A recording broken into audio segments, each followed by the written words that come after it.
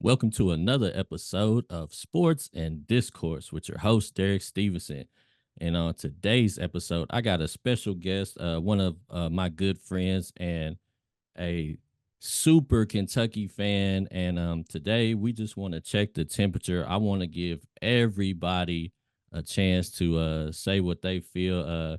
So welcome my guy, Mark Burke, to the show. Mark, how you doing, man? Doing good, doing good. Still kind of numb over the whole thing, but we'll get through it. Get through it. Uh, it's Yes, it, sir. it's just rough. It's rough. We're getting tired of this. Yeah, Getting tired man. of it. Let me ask you a question. Because you said you was getting tired of it, so I'm assuming you had probably high hopes for this team, like everybody else. I certainly did. Um, Before I seen them on the court, just based off what I watched in high school, I felt like they had Final Four potential. Where did you initially, like, what kind of potential did you see for them? Just when you heard about the class, when you knew they were coming. Like after the global jam, it was so much fun watching those guys, and we just had the highest expectations.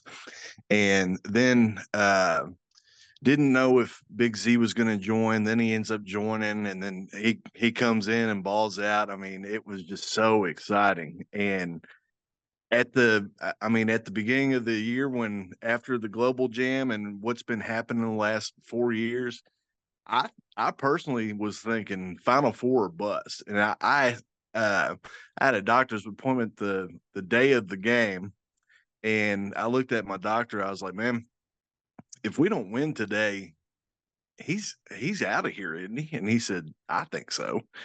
So that was my thoughts going in. And I mean, just I've been defending this guy since before he even got here. People didn't want him because of the scandals and stuff like that. And I was backing him, saying that wasn't his fault, and telling him like Marcus Camby was cleared, and so he hears clear, he goes ahead. Same thing with Derrick Rose.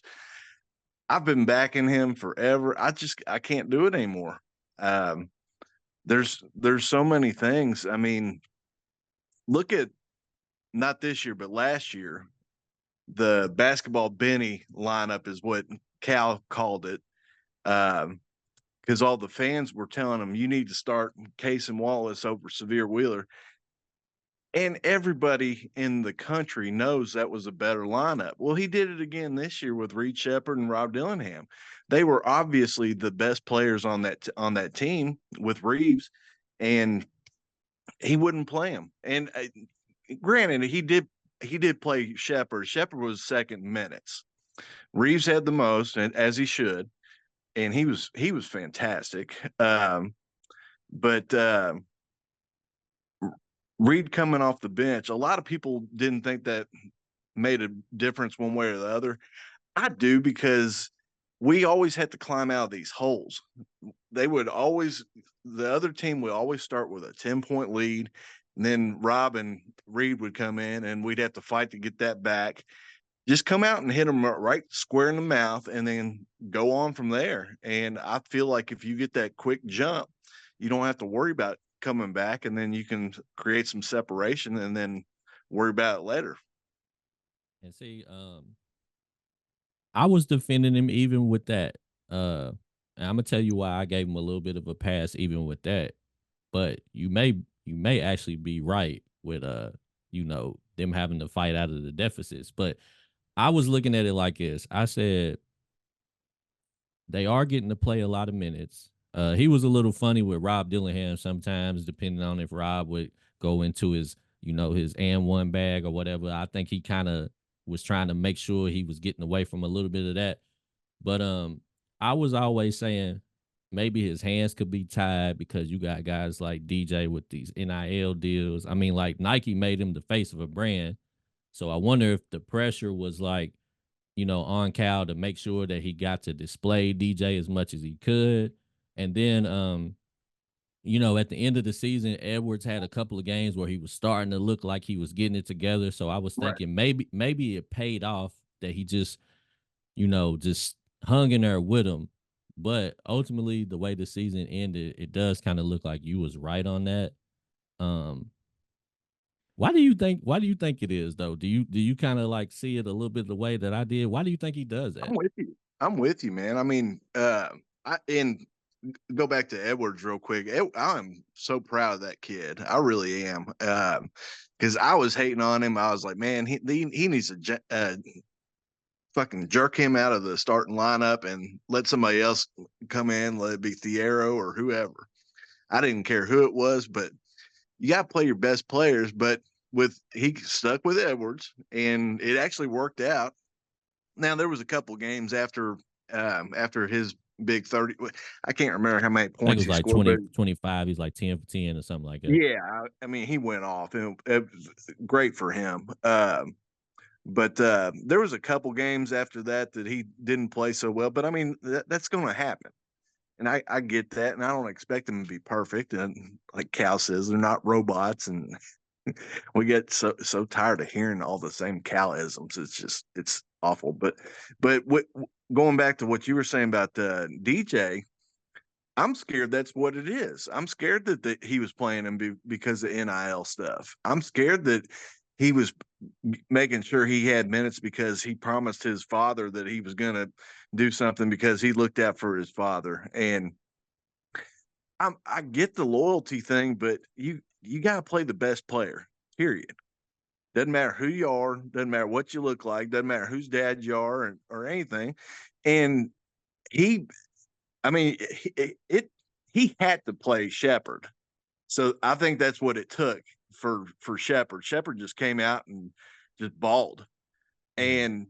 And and we talked about it early and said he's way better than I thought he was going to be. I thought he was going to come in, you know, 5, 6 points here, a couple assists, and a little pressure D, and that was it. And then we'd have him for 3 years. I hope he comes back, and he might, but who knows? It'd be great Uh, if we could get him back, though. That'd be awesome. yeah. I was a little disappointed because what I thought I was gonna get from Shepard was what he gave me at the last game when we needed him Right. the most. Um, and I was just waiting for him to take over to just try to do something. I know he likes to play within the flow of the game. He don't really have that that arrogance to him. He doesn't push it. He doesn't Nah, push it. he really don't, and I wish that he would have. Yeah. But to move away from that, you called it Calisms, right? Yeah. And everybody's kind of known. They kind of know Cal as the used car salesman type of guy. Um, when you watched his comments on his radio show, do you feel like he was just giving you more of the Calisms? Do you think that he really is taking into consideration what the fans and everybody wants, or you think he's just gonna do the same old thing? I hope he's giving in, but it's hard for me to trust anything he says. It really is. And we don't want this. We don't It's not like we're enjoying this. We're we want we don't care who's in the head seat. We want them to succeed, whoever it is. It doesn't matter if Patino comes back or uh, Patino Jr. comes in. I don't care who's doing it, but I want to win. Period. And it sucks. He's brought us so many good memories, and it's been a fun ride up until COVID. Because that 1920 year, I don't think we would have won it. I don't, but they were. I've got some notes written down. 25-6. They had a good showing down at Florida, and then the SEC tournament was canceled. Uh, they were showing signs of it all starting to click, and then ever since then, it's just gone downhill up until this year, and we were thinking, okay, well, it's just going to click at the right time. And it sucks because I was thinking going into the SEC tournament, I was thinking, well, this is going to be good because we'll get at least 2, maybe 3 games for DJ's been not playing well. Mitchell had not been playing well because they're both coming off of injuries and whatnot. And I was like, you know what? playing 3 games in a row, 3 days in a row, that might get everybody ready for this tournament, and then we get knocked out the first game. And we weren't even in it. They A&M came in and just manhandled us. They bully balled everybody out of the way and just said, "No, this is mine. We're taking it from you." And And that's I mean, they were just they looked like they were scared, and the same thing with Oakland. They looked like they were scared. yeah, and that's what I want to ask you too. I'm glad you mentioned that.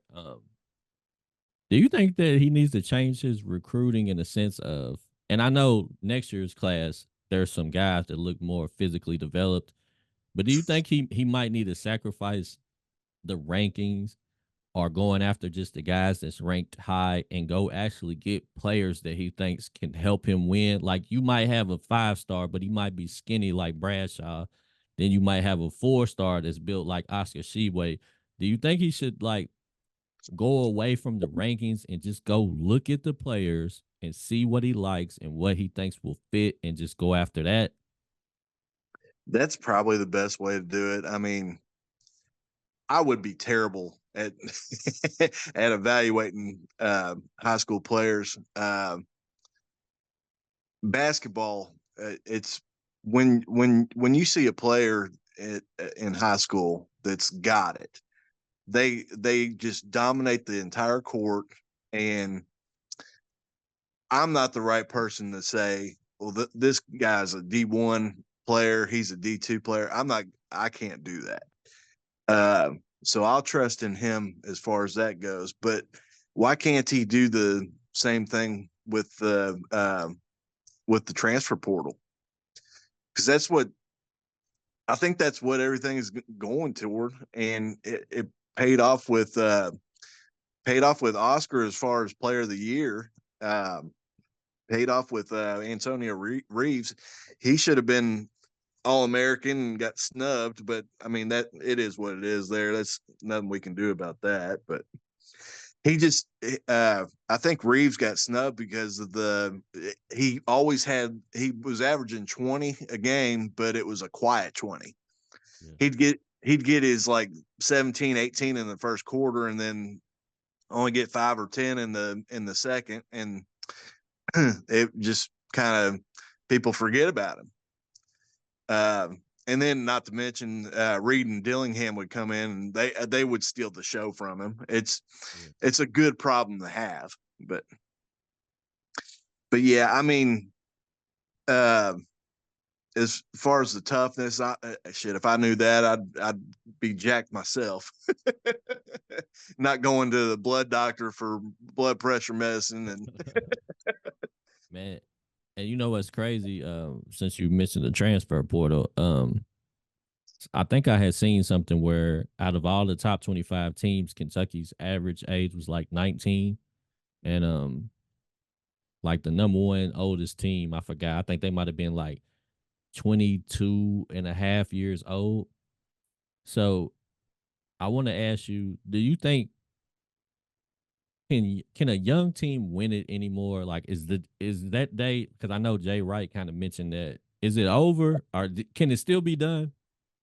thing that Jay Wright, I mean, if Cal were to get fired today, it's still a possibility, but it's unlikely. I think he's coming back. I'm pretty sure you do too. And I would want Jay Wright to come here. But when we did win, we had Anthony Davis, who's still playing and who's still dominating. And he's the real leader of the Lakers. I know everybody says it's LeBron, but it's him. When AD's not playing, the Lakers lose. If LeBron, even if LeBron's still playing, he'll have 40 or whatnot. But you look at that at the box score, most of them be on the free throw line and at the rim dunks and shit like that. So it's stat padding. But Anthony Davis was a freak athlete, Generational. and I mean, Nerlens Noel was close to him on the defensive end, but he couldn't touch him offensively, and it's unfortunate that he got hurt because we we weren't going to be. I mean, we weren't going to be coming back for another championship with Nerlens. We just weren't.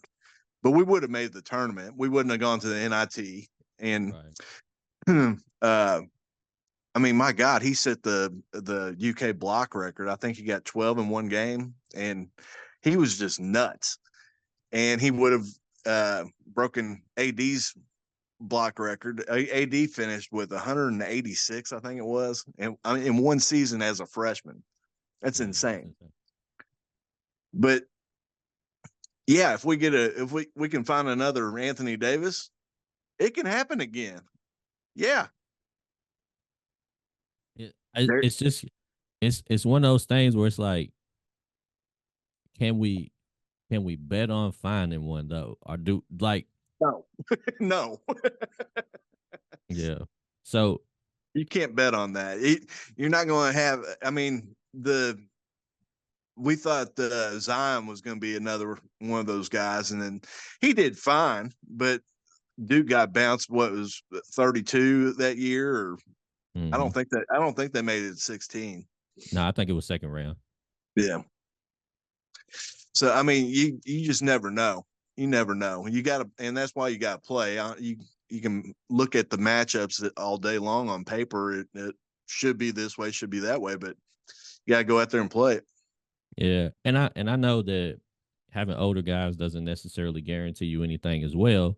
No, Um, but I feel like he could find like a nice little synergy. Like instead of going after like six top freshmen, maybe get you like two, maybe three that you focus on, that you recruit hard, get them guys on the team, and then build around them with veterans. Because I felt like when I was watching the Oakland game, all I was seeing was the old veterans was handling business. Even though we lost, our old veterans, Reeves, Mitchell, they were the most consistent ones. And then obviously Goku killed us. And he's 24 as well. And I know that the COVID eligibility days are gone, so we're not gonna have guys quite that old anymore.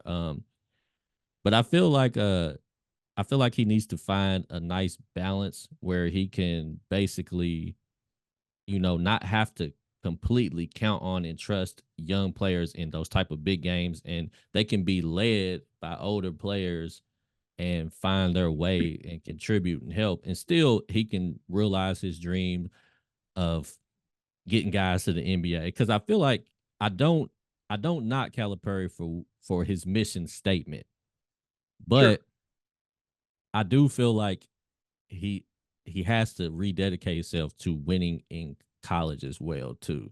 So talk about how you feel about his mission statement, which obviously he said, "I'm players first, and I'm gonna get these guys to the NBA." Talk about how you feel about that as a fan. Well, I mean, it worked great at first. It really did. But hmm, um, it doesn't feel the same anymore. It just doesn't. It feels like I feel like NIL and the just getting them to the draft is his priority. That's just what it feels like. I don't know if that's true or not, but his disconnection with the fans is upsetting.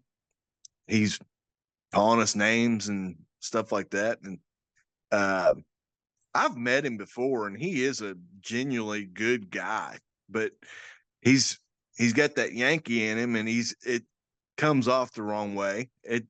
That's just kind of the way he's brought up, and it comes off wrong. And like I said, we don't want to run him out of town, but something's got to be done. Something's got to be done. His winning percentage over the last 4 years is 64%, and that's below Eddie Sutton. Eddie Sutton was 69, Tubby was 72. Obviously, Sutton was in trouble, but we ran Tubby out of here at 72%. And you'll hear both sides of that. You'll hear people say, no, he quit. And yeah, he did quit, but he was going to get fired Yeah. for, for 72. And So, I feel like deservingly so at that time, because I feel yeah, like the same thing that's happening now was happening to Tubby Um, but for some reason, I feel like they're afraid. I feel like some of the fan base is afraid that if we run Cal out of here, we will never be able to replace him. We'll be set back. Even I don't know if you saw Rondo and DeMarcus Cousins talking I about it, did. I did. and I feel like Cousins was sort of kind of on that side of well, and I know Cousins is biased. He coached Yeah. him, He's gonna and be. Yeah. but I feel like a lot of people are afraid. But how do you feel about that? Like, what do you It's think will happen to the program if Cal is run out of here? it's gonna suck. It's gonna suck, and it's gonna take a little while to rebuild. We've got a Hall of Fame coach, and there's not that many active coaches left. I mean, you got Izzo, you got Self, you got Patino. Um, that's about it. That's about it. Boeheim, he's Hall of Fame, man. Didn't he retire? Did he retire? I think he did. Oh, well, I haven't watched I Syracuse, think so he did. I'm so pretty sure so he those did. are the only ones left, Yeah, and then Jay Wright, of course, he retired, but right? he feels approachable. He'd be my first phone call. Yeah, But whoever we bring in here, and I'll tell you this, at least going by KSR, what they say, Matt Jones, he says that Barnhart likes Scott Drew a lot. he coaches Baylor, right? Yeah. So, in my opinion, if they didn't get bounced, we might be replacing Cal with Scott Drew right now. But they got bounced out on Sunday, so that's But probably do you feel like if they do replace Cal, do you feel like it has to be one of them type of guys, or could they go with somebody up and coming, unproven, or you think they scared because of Billy Gillispie? they're scared because of Billy Gillispie, but it's going to have to be that way. You're not going to steal Izzo from Sparty's from Michigan State, and you're not going to steal Self from Kansas. You're just not. So what else? What other choice do you have? You got to go with somebody like it. Well, they just hired Kenny Brooks for the women's team. That just happened a couple hours ago. Um, I don't know anything about women's basketball, but I looked him up real quick, and he's somebody that got whatever team it was. I already forgot, but he got them to a Final Four a couple of years ago. So they're going to have to do something like that. Somebody that's getting teams to the Final Four and stuff like that. I love Bruce Pearl. I just love him. I love how passionate he is. I don't think he's right for Kentucky. I don't think he's proven that he can do it here. But I love that. Like I think he would be a good guy to do it in between. Because usually after you have success, you're going to have somebody that's going to be you're not going to be able to replace the success that like Patino had right away. So Tubby came in, and Tubby started off great and then started to go downhill.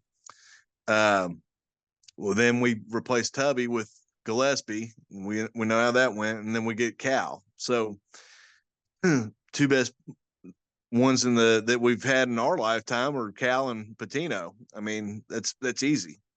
And there's people talking about getting Patino. Yeah, I'd take him in a heartbeat, but he's not going to come here. Yeah. He there's no way he would probably think about it, but the more you think about it, it's like, what if I go down there and I can't do what I did before? He's got nothing to lose, so he might take that challenge, but don't count on it. But if he came back and he was successful, I mean, he's already stamped as a legend, but he could go up another notch. I think if he did it Yeah, again, yeah, I bet, and I think Patino's arrogant enough to consider it because I think he thinks he could do it again at Kentucky. yeah. Because he's made some comments in the past about kind of being handicapped by Adidas and different things like that. Sure. Um, if he got back at a Nike school at Kentucky, I feel like he could. I know one thing I know is he's so polarizing because there's a lot of fans that would love to have him back, but then there's a lot of fans that just cannot stand the thought of Patino being back, man. So it could end up keeping us right in the same situation we are in now, because I feel like the last several years has just made this fan base like some of the most divided I may have ever seen in my Yeah, lifetime. I don't know if I've ever seen it like this before. definitely, definitely. And it'd be even crazier because it looks like right now it looks like Richard Pitino's going to Louisville, and I didn't know until like a week ago that Mashburn Jr. is on that team. I didn't even know I that. didn't know that either. And he entered they got bounced. They were at New Mexico State or something like that, but they got bounced, and sure enough, Mash is on the transfer portal now. Wow. So That, think about that option. First off, Patino Jr. being here, that's cool already, yeah. being at Louisville. But even if it's him and Cal going at it, or if Patino Senior were to come back, and then you'd have the Patinos against each other, that'd be cool. That'd be Yeah, real that cool. that would be kind of nice. When Cal was talking about he really doesn't necessarily know if he needs to change the offense. Do you agree with him? Is the offense, can it still work, or is it just that, is it outdated and everybody knows it, or is it just he really don't got the players? What is it? Well, the offense, I mean, this past year, I think was great, but look at who we had. We had the best. We had three of the best shooters that we've ever had at Kentucky. Yeah, And definitely at one time we may have never had a better combination. yeah, I mean, up until like right before the tournament, Reed was number one at 53% on threes. He fell after the SEC and the big dance. I think he's like third, but all three of them are top 15 easy, and they're all on the same team. It was a deadly threat. But look at that game. We got away from it. We didn't shoot threes. We kept going inside. We kept going to Mitchell, and Mitchell and Reeves kept us in the game, thank God. But we got away from our game plan. And that it seems like that always happens in the tournament. We always get away from our game plan, and that goes back to even 2015.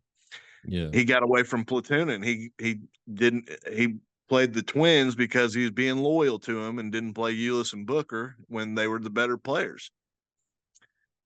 It's an ongoing thing with him, and I wish he would just stick to his best players. And I think that's, somebody said this the other day, and I totally agree with it. They were talking about when all the 7-footers got healthy, Cal had too many options, and the team got worse. And I agree with that. He had to I do figure out a too. way. He had to figure out a way to get all three of them playing time, and it screwed him up. I It's agree. Because I was kind of enjoying the small ball type of game that yeah, Kentucky was running, because I felt like it was better for the offense because his best players were getting to touch the ball a lot. hmm And they were moving a lot. They were playing well with each other. Because they had a bunch of games where they were doing like 20 plus assists as a team and like 10 or less turnovers. Like the offense looked really good. I think he may have got scared because they were so bad on defense. But what ended up being the problem was it wasn't even the rim protection, because I think Kentucky still ended up averaging like 6 blocks a game, but it was just that there were so many shots at the rim that 6 blocks a game just wasn't nowhere near enough. right, right. Um, they just couldn't keep nobody in front of them. Speak a little bit about how you felt about the defense overall, though. Missing. Definitely. there's there's this guy that I found on YouTube, and I don't know how he has the time to do it, but he breaks down defense, and it's called Awful Coaching. That's the name of the channel. And I mean, the next day after the Oakland loss, he had the UK game on there, and he's do you remember Sam Kinison, the comedian? I'm He's not for sure. you I guarantee you'd recognize him. He would scream like crazy. Anyway, he'll remind you of him. He's just like pulling his hair out while he's seeing all this stuff. But he was drawing it up like a true defensive minded coach, and he's pointing out stuff that I couldn't see, that a lot of people couldn't see. That he's yelling at all the players. He knew all their names, and he does that with NBA games too. But he was doing it throughout the entire tournament, and I'm sure he'll be on there for the rest of it.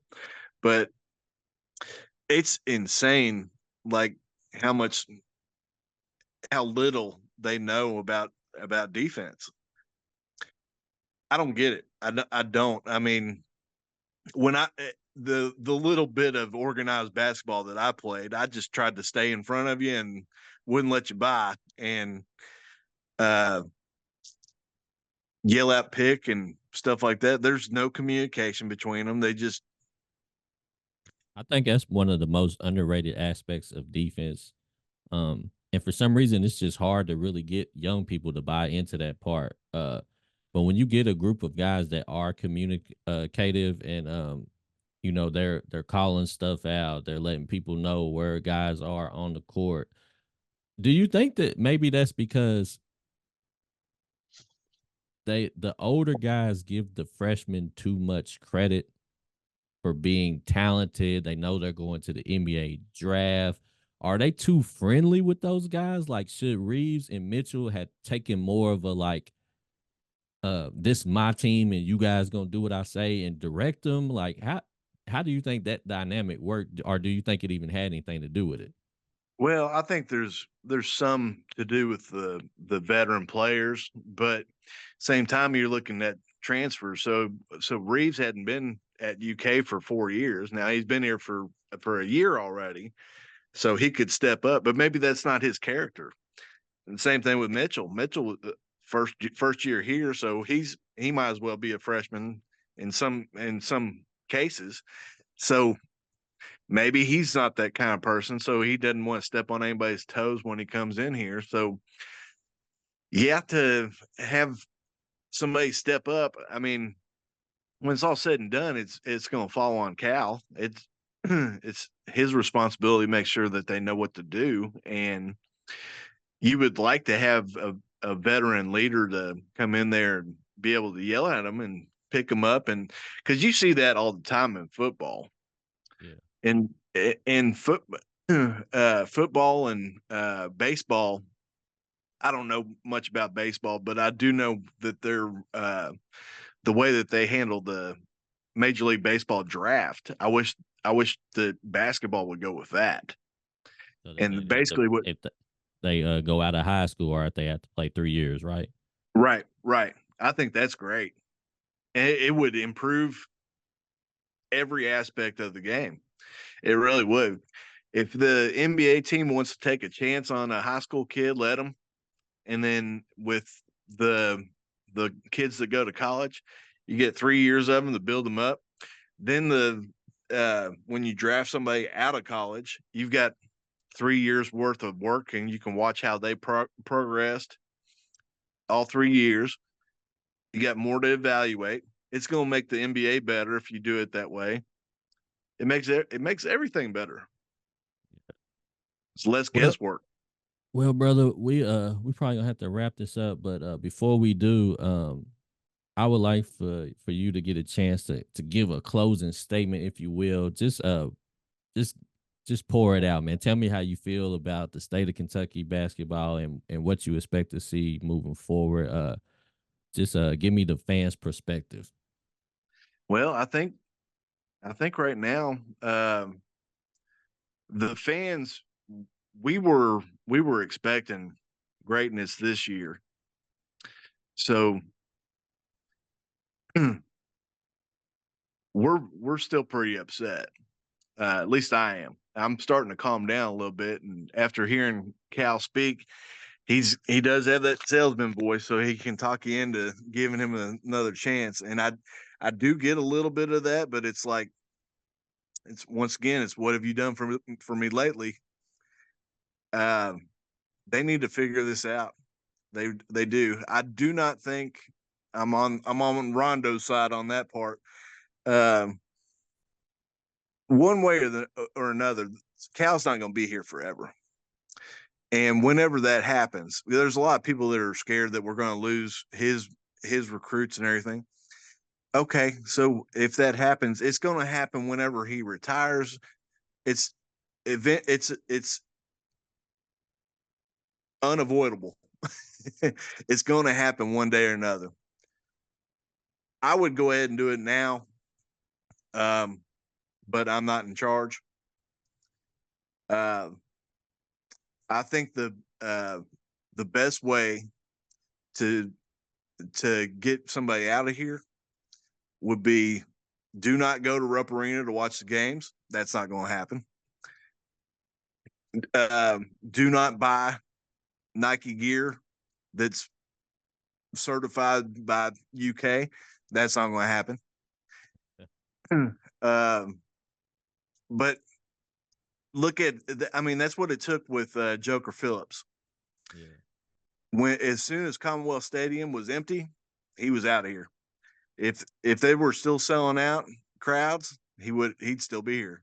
But it was unbearable to watch, so people quit going. But like I said, that's not going to happen with basketball. People are still going to go, but you're going to get this.